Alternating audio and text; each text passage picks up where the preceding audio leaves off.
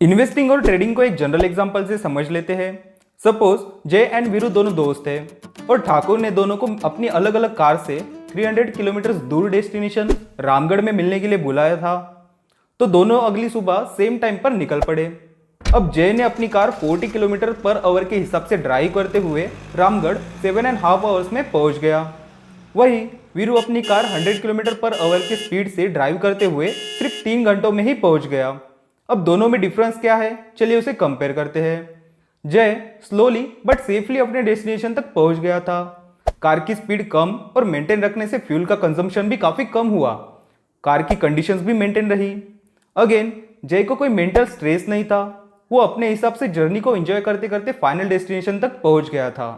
वही वीरू ने कार तेज चलाते हुए फ्यूल कंजम्पशन ज्यादा किया, प्लस गाड़ी की कंडीशंस भी काफी खराब हो चुकी थी।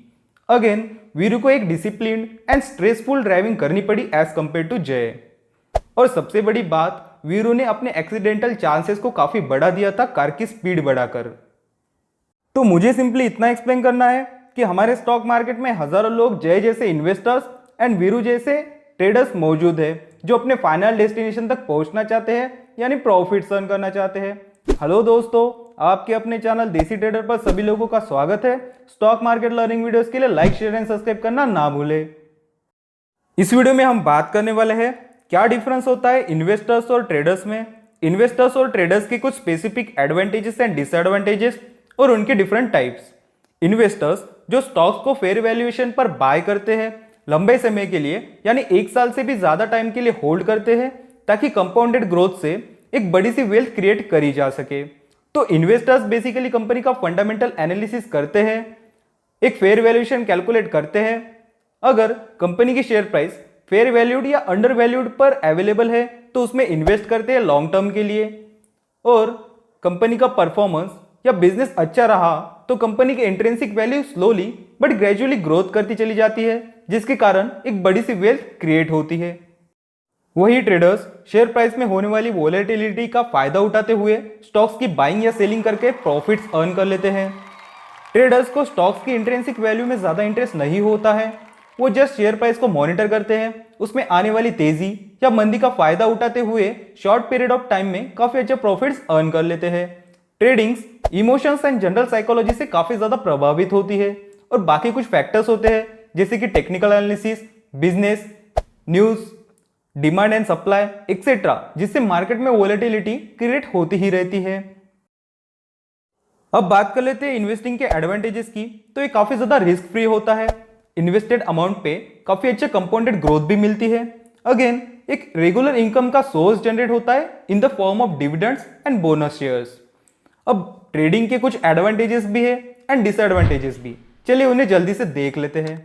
जैसे कि ट्रेडर काफी कम समय में ज्यादा प्रॉफिट्स अर्न कर सकते हैं, लेकिन वही काफी कम समय में काफी ज्यादा लॉसेस होने की संभावनाएं भी यहां पर बनी हुई रहती है। ट्रेडिंग अपने हिसाब से एज अ साइड बिजनेस के तौर पर भी करा जा सकता है, लेकिन ये काफी ज्यादा स्ट्रेसफुल होता है। ट्रेडिंग से की गई earning per short term capital gain tax भी लगता है, जो कि एक नेगेटिव थिंग यहां पर मानी जा सकती है as compare to investing. Video में आगे बढ़ते हुए ब्रॉडली ट्रेडर्स और इन्वेस्टर्स के जो टाइप्स होते हैं वो देख लेते हैं। इन्वेस्टर्स के टाइप्स QIB यानी क्वालिफाइड इंस्टीट्यूशनल बिडर्स, जिनमें public financial institutions, commercial banks, mutual funds and foreign portfolio investors का इन्वॉल्वमेंट होता है। NIIs यानी नॉन इंस्टीट्यूशनल इन्वेस्टर्स, जिनमें Indian individuals, eligible NRIs, HNIs, companies, corporate bodies, scientific institutions, societies या trust का involvement हो सकता है। RIIs यानी रिटेल इंडिविजुअल इन्वेस्टर्स, जैसे कि हम और आप। अब ट्रेडर्स के कुछ टाइप्स होते हैं डिपेंडिंग ऑन ट्रेडिंग टाइम, चलिए इन्हें जल्दी से देख लेते हैं। फर्स्ट, पोजीशन ट्रेडर, ये ऐसे ट्रेडर्स होते हैं जो कुछ महीनों के लिए पोजीशंस होल्ड करते हैं।